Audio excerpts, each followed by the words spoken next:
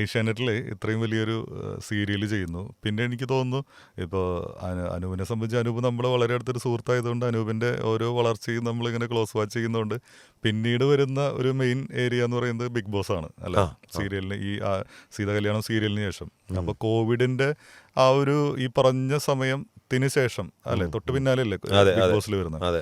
അപ്പോൾ ആ ബിഗ് ബോസിലെ ഒരു അവതാരപ്പിറവി എന്ന് പറയുന്നത് അത് എല്ലാ ആർട്ടിസ്റ്റുകളുടെ ലൈഫിലും ഒന്നുകിൽ അതോട് കൂടിയിട്ട് ആള് വലിയ ഫെയിമിലേക്ക് പോകും. അതല്ലെങ്കിൽ ചിലപ്പോൾ അതുവരെ ഇല്ലാത്തൊരു നെഗറ്റീവ് ഇമേജ് ആളുടെ കൂടെ കൂടും.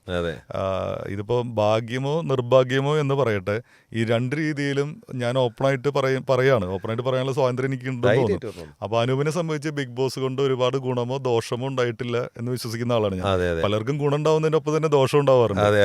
അതിന് വന്ന് പുറത്തിറങ്ങി ഒരു കാലത്ത് നമ്മൾ അതിൻ്റെ ഉള്ളിലേക്ക് കയറി കഴിഞ്ഞ് പുറത്തിറങ്ങുന്നത് അതുവരെ ഇല്ലാത്തൊരു നെഗറ്റീവ് ഇമേജോട് കൂടിയിട്ടായിരിക്കും. നമ്മുടെ ഒരു ഐഡന്റിറ്റി തന്നെ നഷ്ടപ്പെട്ടിട്ടുണ്ടാവും.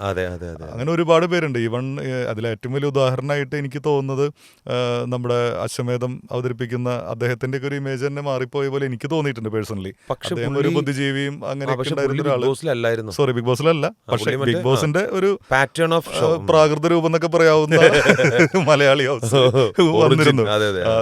അതിങ്ങനെ അങ്ങനത്തെ ഒരു നമ്മുടെ ഒരു ഐഡന്റിറ്റി റിവീൽ ചെയ്യുന്ന മലയാളത്തിലെ ആദ്യത്തെ ഷോ തന്നെയാണ് അത്, എനിക്ക് തോന്നുന്നു. ചേട്ടാ, ഞാൻ വേറെ കാര്യം ചോട്ടെ. ഇപ്പോൾ ഈ ചേട്ടൻ പറഞ്ഞതിനോട് അറ്റാച്ച് ചെയ്തിട്ട് ഞാൻ പറയുകയാണെ, ഒരു പക്ഷേ ചിലപ്പോൾ അതായിരിക്കും അവരുടെ റിയൽ ഐഡൻറ്റിറ്റി. ഈ റിയൽ ഐഡൻറ്റിറ്റി എന്തോ എന്നുള്ളത് പൊതുജനങ്ങൾക്ക് അറിയണ്ടാവില്ല. ഇവർ കാണുന്നത് ആക്ഷനും കട്ടിനിടയിലുള്ള ഒരു പരിപാടിയാണ്. ആ പരിപാടി ഇവർക്ക് ഇഷ്ടമാവണോ, ആരാധന വരണോ അല്ലേ?